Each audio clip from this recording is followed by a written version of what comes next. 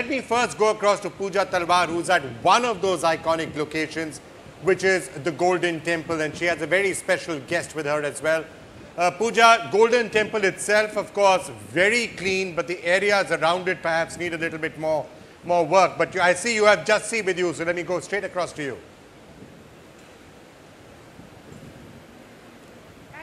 Vikram, well, as I said, Sat Sri Akal from Amritsar, and yes, it is one of the 10 most iconic landmarks, and though the areas around the Gurdwara, the interiors are pristinely clean, it's the area around the Gurdwara that leaves a lot to be desired. But since the morning, we have seen the municipal corporation has got these mechanized cleaning devices where they have these machines that basically suction the plastics and the litter and the dust. And standing with me right is Jassi, who needs no introduction.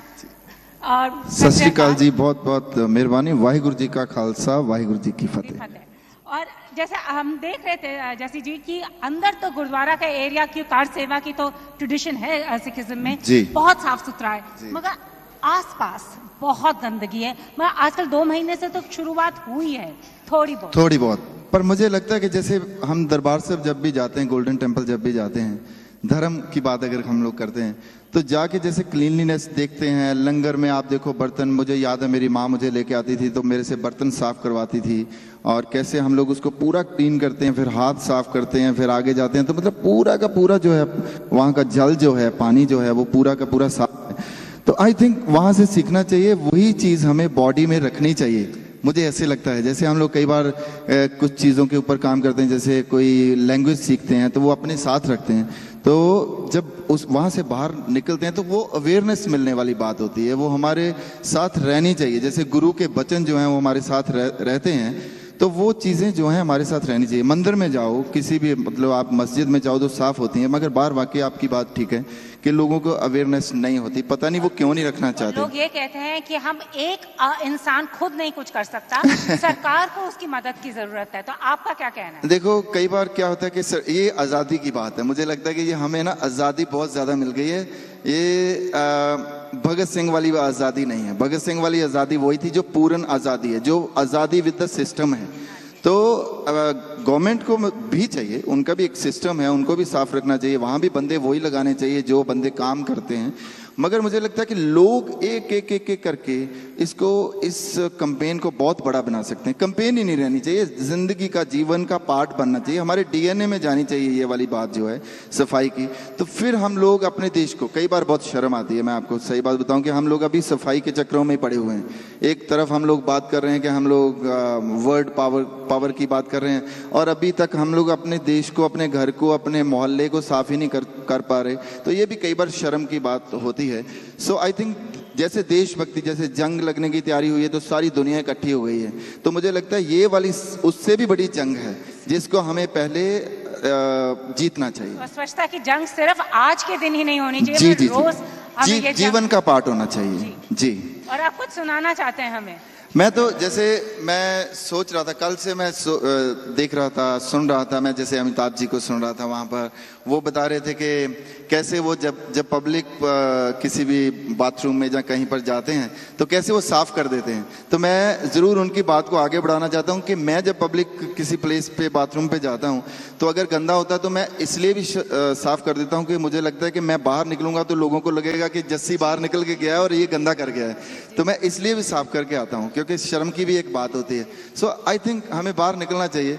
मुझे बाबा फरीद जी के श्लोक जो हैं थोड़े याद हैं, तो है तो अंदर की बात, भक्ति की बात है, मगर वो शुरुआत देखो कितने अच्छे तरीके से करते हैं। मैं आपको थोड़ा सुनाता हूँ।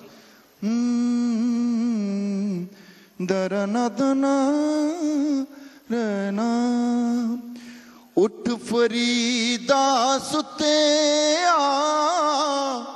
उठ फरीदा सुते झाड़ू दे मसीत उठ फरीदा सुते झाड़ू दे मसीत तू सुता रब जागदा तेरी डाडे नाल प्रीत उठ फरीदा सुते झाड़ू दे मसीत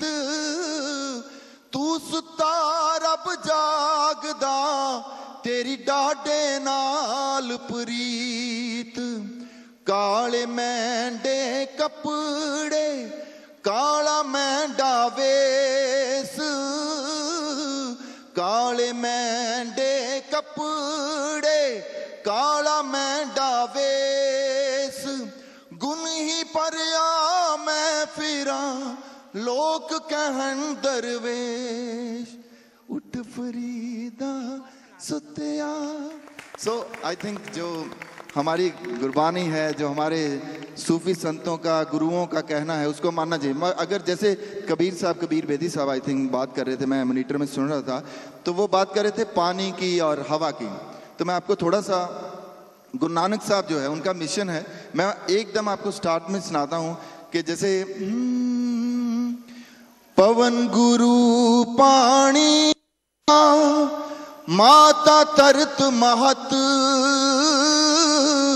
पवन गुरु पानी पिता माता तरत महत दिवस रात दोई दाई दाया खेलै सगल जगत चंगियाया बुरियाया वाचै धर्म हदूर करमी आपो अपनी के नेड़े क्या दूर जिनी नाम ते आया गए मुशक्कत काल नानक ते मुख उजले केती छुट्टी नाल।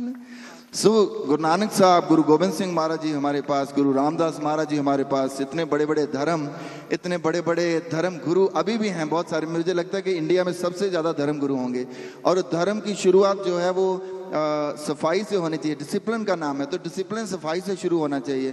तो सफाई हमारे देश में नहीं है, तो ये थोड़ी सी मुझे अटपटी बात लगती है। आई थिंक इससे जैसे अभी हमारा ये स्वच्छता का कैंपेन है, हम सब जुटे हुए हैं, लगे हुए हैं कि अपने देश को सुंदर बनाएं। और like today in Amritsar they banned plastic and have adopted eco friendly bags. Long way ahead but I am sure we will succeed. I think एक दिन से बात नहीं बनेगी, इसके लिए रोज वही रोजमर्रा की जो जिंदगी है उसकी हैबिट बनाना पड़ेगा सफाई। Absolutely. So we are striving hard. Now it's over to you in the studios as you have many more guests discussing their plans for Cleanathon. No. Thank Pooja, you. Just sir, one more time, one more song, I think. One more.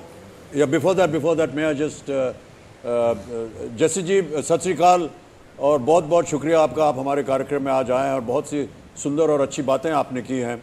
दो तीन चीज़ें जो आपने कही हैं उनको मैं फिर से दोहराना चाहूँगा। एक तो ये कि आपने कहा कि ये प्रत्येक इंसान को इस काम में लगना होगा, प्रत्येक इंसान को। और मैं उदाहरण के तौर पे आपको बताना चाहता हूँ, क्योंकि हरमंदिर साहब की बात हो रही है। जो हरमंदिर साहब में जो तालाब है, जो कि बहुत पवित्र माना जाता है, कुछ साल पहले उसको पता चला कि इसके अंदर बहुत गंद जमा हो गई है।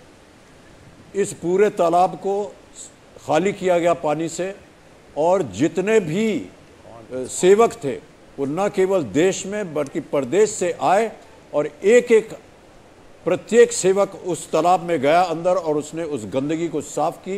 वो पूरा तालाब साफ हो गया, उसमें नया जल डाला गया। अब ऐसी मशीनें डाली गई कि दोबारा इस तरह गंदा ना हो।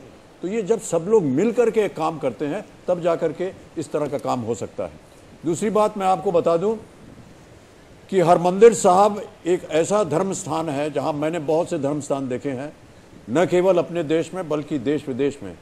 इससे स्वच्छ धर्म स्थान मैंने और किसी देश में नहीं देखा जितना कि हरमंदिर साहब। और तीसरी बात एक आपको बता दूं गुरुद्वारों के बारे में, ये सदियों से चली आ रही है बात। आप किसी भी गुरुद्वारे में चले जाइए, आपको वहां पर एक वृक्ष मिलेगा, एक पेड़ मिलेगा। ये एक बहुत ही एनवायरनमेंट को लेकर के एक बहुत ही उम्दा बात है, जो देखिए पूर्वजों ने इसके बारे में सोचा था। जितने भी गुरु थे उन सब ने ये सोचा था कि हर गुरुद्वारे के अंदर एक पेड़ होगा। आप किसी भी गुरुद्वारे में चले जाइए, कहीं भी उसके अंदर आपको एक वृक्ष मिलेगा। बहुत बहुत धन्यवाद आपका। पूजा,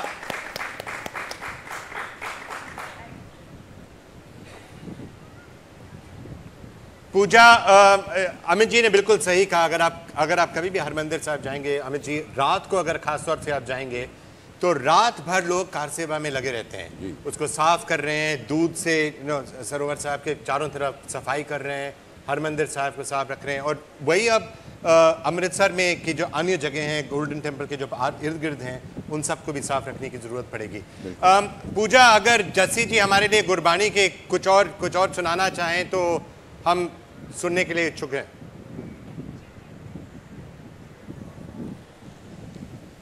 पक्का मैं सुनाता हूँ जी। जैसे यहाँ पर दरबार साहब पे वहाँ खड़े हैं। बाणी गुरु गुरु है बाणी, विच बाणी अमृत सारे, गुरबाणी कहे सेवक जन मानै, पर तक गुरु ने स्तारे।